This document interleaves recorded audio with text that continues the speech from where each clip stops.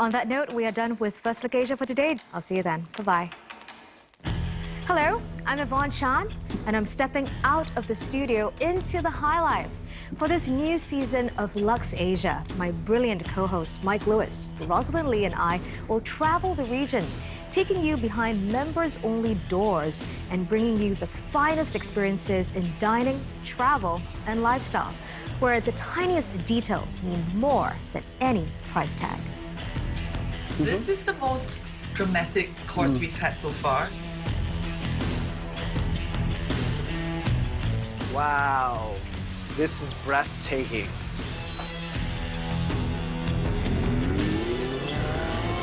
It's great fun. Yeah.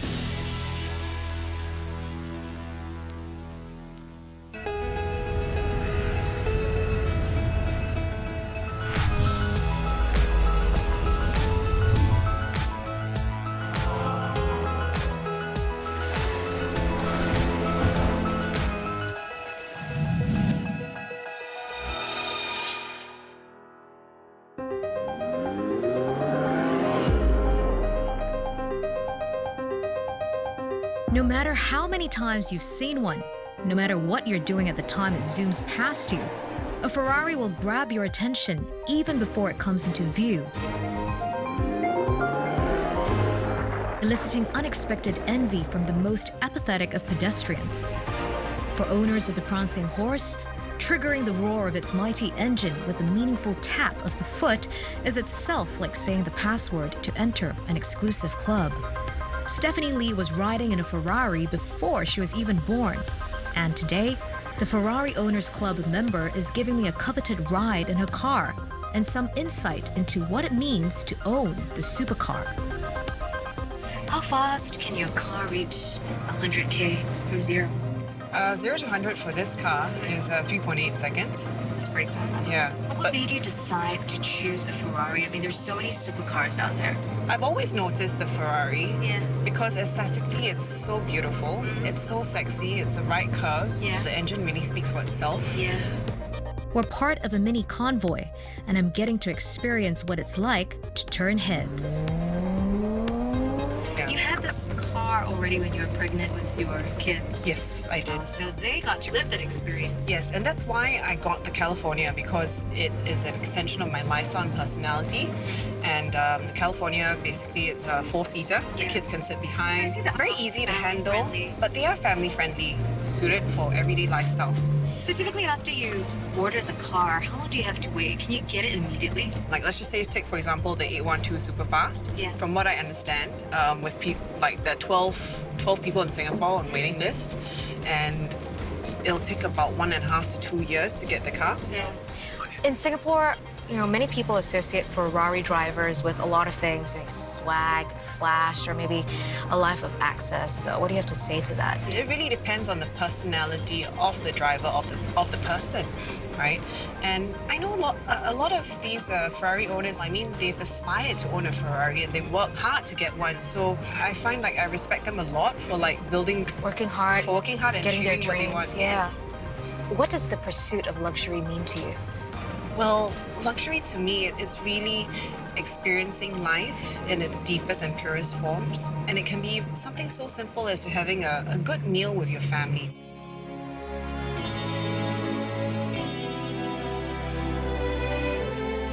Gosh, Steph, that was a great drive. You know, it was my first time in a Ferrari, and hopefully it won't be my last. Oh, I'm glad you like it. Yeah, I did.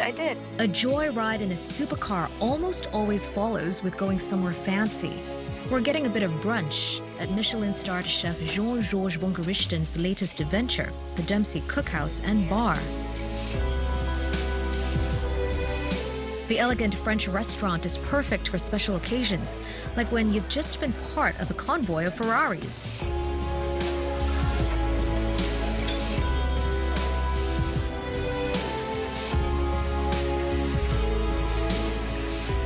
Oh, wow. Just love this What place. a lovely setup, Steph. Yeah, this is a private room for House Dempsey. So you should hang out. Hey. Oh, hey. Hi. This is Kawa. Hi, Hi, Kawa. Kawa. Yvonne, nice Hi, to meet Yvonne. you. Nice to meet you. The white knight, Yes. okay. And he's also the FOCS president. Ah, I see. Okay. And this is Lucy, my hot mama. Hi, Lucy. Hi. Nice to meet you. Nice to meet you. Hi, dear. Thanks. Okay, guys, want to sit just opposite us. So Yvonne, is this your first time in a Ferrari? Yes, it is. It was pretty good, Steph. Yeah, you're a pretty smooth driver. Thank you. That's good to know. Caviar, Wow, looks good. bit of sushi. It's actually one of their specials. Yeah. Starting from the egg first. Yep. Any way you want to. Ooh, nice. How would you guys describe a typical Ferrari owner?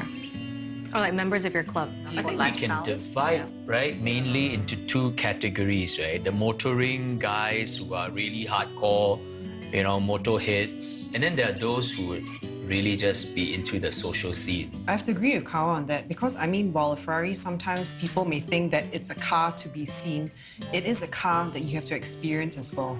You see, there's really a personal connection between yourself and the car. And every Ferrari and every driver, they're different. We would go on breakfast drives.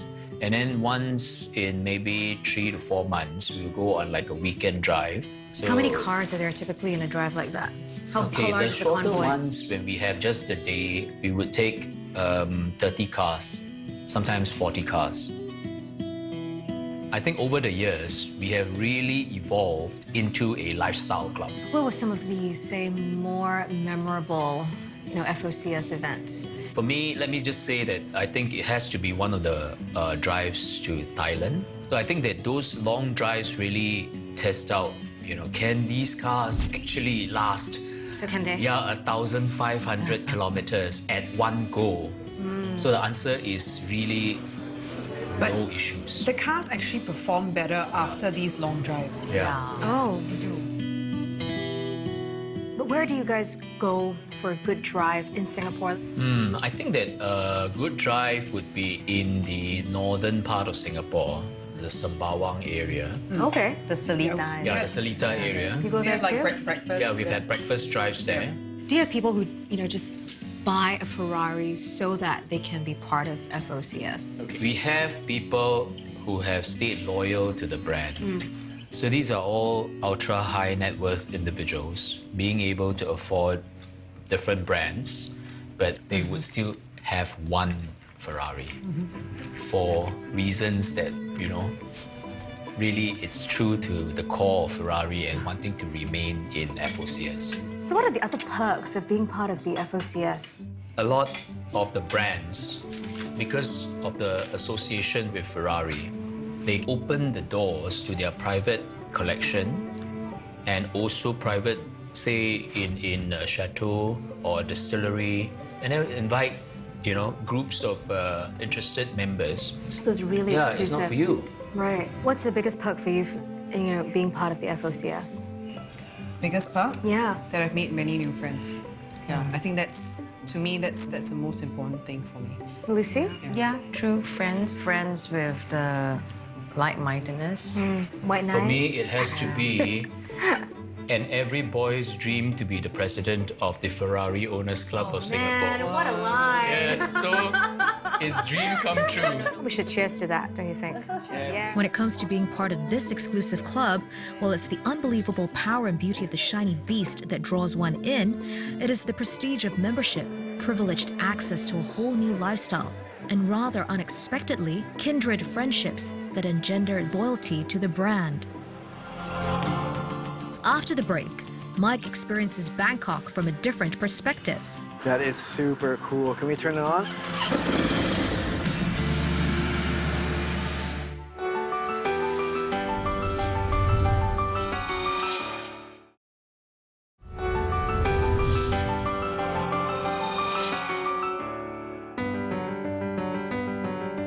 Bangkok, a city whose people are known for that simple yet universal expression, the smile. But simple this city is not. Its culture and tradition run deep into centuries of history, building layer upon layer with the rise and fall of kingdoms past. Pride in the Thai heritage is evident all over the city.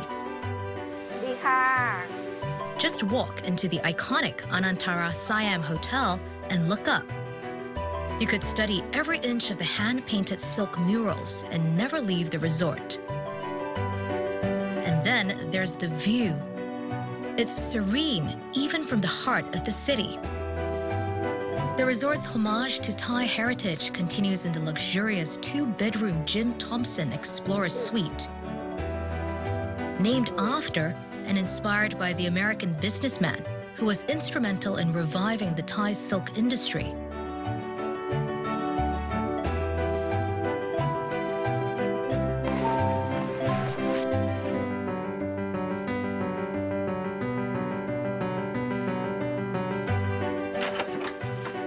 Sawadee Good morning, Mr. Louis. How are you today? I'm wonderful. Yeah, come in, sir. Yes, Let me please. open the door for you. Thank Thank you you. so much.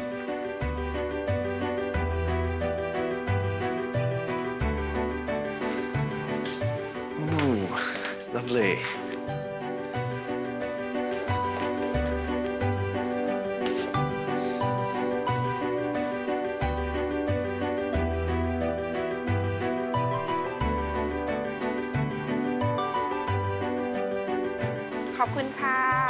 Have a good day, sir. Thank you so much. You're You too. welcome. Thank you very much.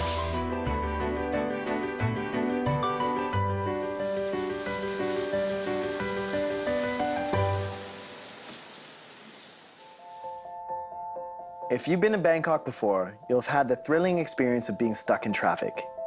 To escape the agony altogether, I'm going to be test riding a Ducati through the city streets, all the way to Ayutthaya and back.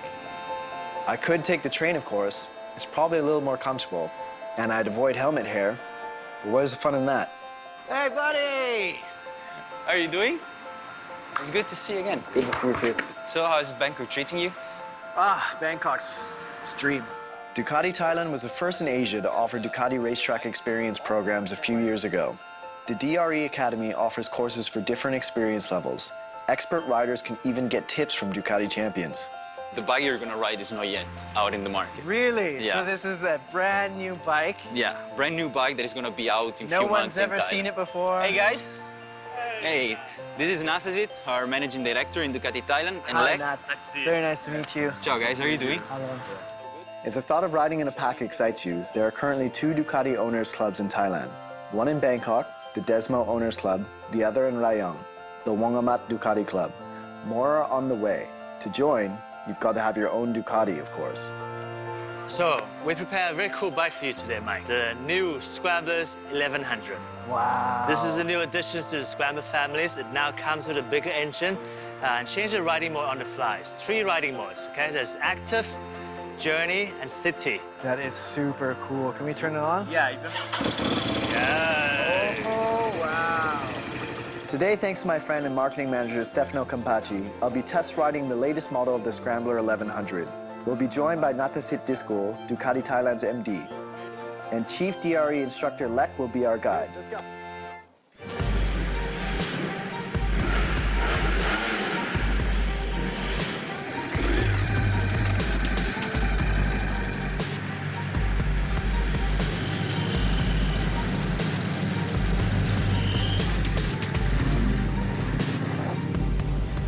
We're doing a loop heading 80 miles north to the city of Ayutthaya and back. If you're taking a day trip up, there are plenty of great stops along the way. Catch the Bangkok cityscape from afar and watch the landscape change as you travel further. Once a thriving trading port, Ayutthaya was the royal capital of Siam from the mid-14th century up until 1767. More than 400 temples were built in that period, and the temple ruins that remain still speak of the long-lost kingdom's grandeur. As far as Buddhist temples go, Wat Mahathat and Wat Lokaya Sutalam are significant in Thailand's rich history and definitely worth a visit.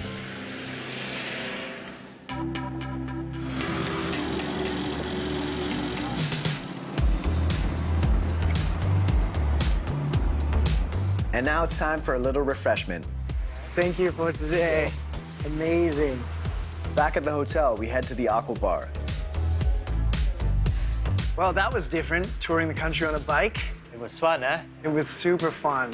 Really feel free on that thing. Yes. Because when you ride a motorcycle, you really experience the elements, the wind, the rain, the sun.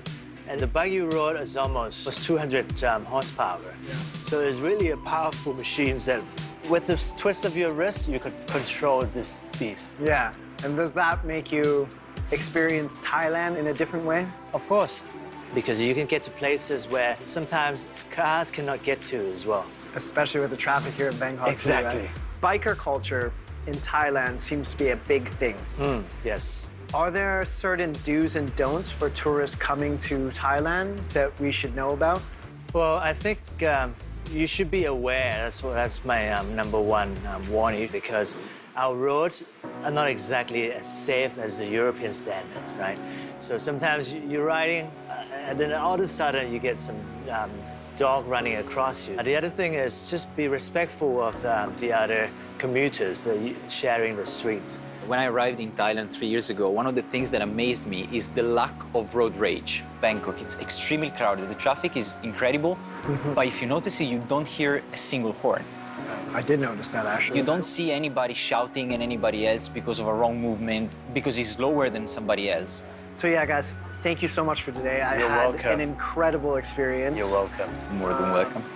Kapun Hap. Kapkun Kap, I hope to be able to ride with you again in the future. I hope so. I don't think you want to go now. I think you have one more place to see. You're gonna like it when you see it. Okay. The Character Whiskey and Cigar Bar is premium drinks with a view, and not just any view. It has one of the best night views of the city. The exclusive bar hosts Bangkok's elite and is not a bad place to spend any given evening. You'll be in good company.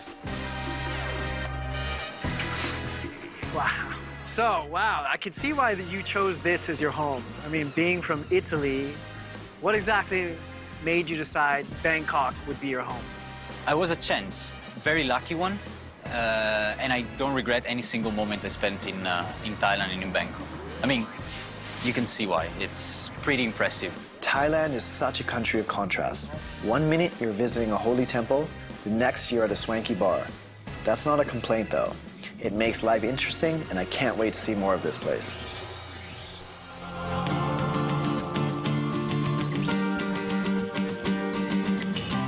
So how does one be a member here? They choose by what you bring to the table more than who you are or where you come from.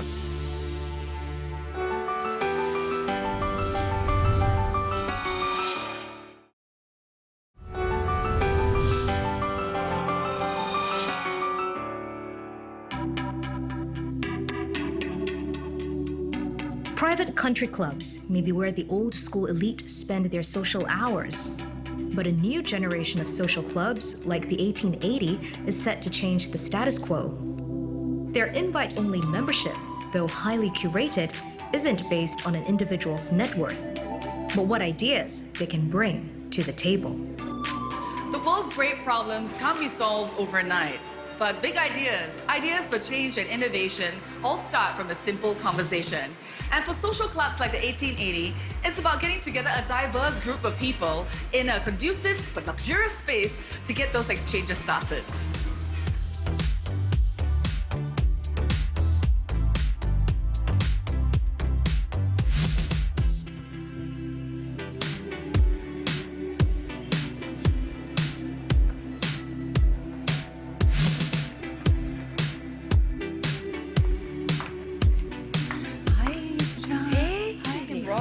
Pooja Bawani, a member of the 1880, understands the importance of meaningful conversations well.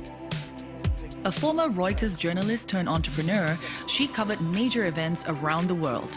Today, she helps individuals and businesses get their stories out to the world on multiple platforms. The 1880 is situated on the 3rd floor of Quayside at Robertson Quay and got its name from the decade that Robertson Quay was opened. Like you can rotate it and turn around, though it's heavy. Like you want to try and do it together? Yeah. Oh my God, this is such a really cool piece of furniture. Right? And it looks heavy, but it's not. Its bar comes alive at night, a transformation from its daytime use as a cafe. After a particularly hard day in its co-working space, members can take a break at the recovery room. It has a giant comfy leather sofa that members can take a nap on. Or else, hit the spa where manicure and pedicure services are readily available after a yoga class and massage. This is amazing. It smells so good. Have you tried everything on the menu? Almost, and they keep changing it. This is actually really good. So, I hear this is a members-only club, and it's not like an easy, traditional route to be a member here. So how does one be a member here? They choose by what you bring to the table more than who you are or where you come from. There's a real good eclectic mix of people. But how did you hear of this club? We knew one of the founders, and then we were referred to this place that was coming up, and it also worked really well for me because we don't live too far. So, and I was looking for a co-working space at that time. So I hear this is a very female-centric club. Yeah. In what sense? Well, they encourage female membership, female entrepreneurship. We also live in an age, I think, right now where you can do multiple things, and it's not like we have such fixed gender roles. And I think co-working spaces help you do that because you can like be there for a few hours and then go and do other stuff, and you know. So besides that, I think they also want to connect the right people. There are people who are part of certain organizations that can actually help women get into certain industries or further their business, and just the connections that you make. What kind of interesting people have you rubbed shoulders with or had conversations with? Last week, there was an amazing event, the post-Kim Trump summit, sort of debrief and discussion, as you would say. Wait, hang on. Here, at the club? Yes. Oh, my God. It was just nice to see that the conversation was intelligent, made sense, it gave you some perspective, and brought it back home at the end of the day. And the kind of people that you've met here? Yeah, so there, you have people like Matthew Spacey, who's the founder of Magic Bus, which is an amazing organization that takes kids out of poverty through sport in India. And then you also have artists like Suki, Singapore's Burlesque. There was actually another interesting talk I went for was intelligent luxury. What does luxury actually mean now in the 21st century? So they had, again, different people from traditional luxurious brands and people from other sort of backgrounds and the new up-and-coming, like, defining it. And how has that changed your perspective on luxury? I think for me, I've always not been one of those who has to go for the known brands. I'm big into quality, and I think artisan, though it's a word that's used too loosely now, but I want to know what went into making this product. Yeah, I'd rather pay for the craftsmanship than the advertising dollars that went into making that product. Correct. So besides work, what else do you do in this space? So I've gone for a couple of the yoga classes, and I have also gone for a sake tasting lesson. That was fun. What does it mean to be in such a luxurious space such as this? I mean, how does it fit into your lifestyle? I think it's very well thought out luxury, and it's practical, and it's not just for design's sake. So that's what makes it fit. You just feel good when you come in, you know. That's the magic of the space, I think. I think we can eat right now, and then I'll let you get back to your day. Thank you so much for spending some time with me. It's great talking to you.